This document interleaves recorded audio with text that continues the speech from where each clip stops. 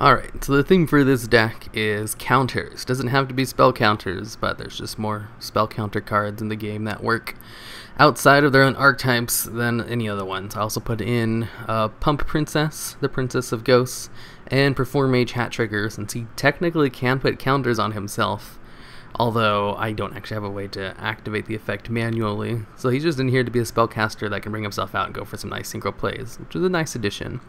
Pump Princess, when she's destroyed during both players' standby phase, you put a counter on it, and your opponent's monsters lose 100 attack for each counter. So that's why I have a whole bunch of Mirror Force cards in here, that way I can stall out long enough to get some nice high counters on that.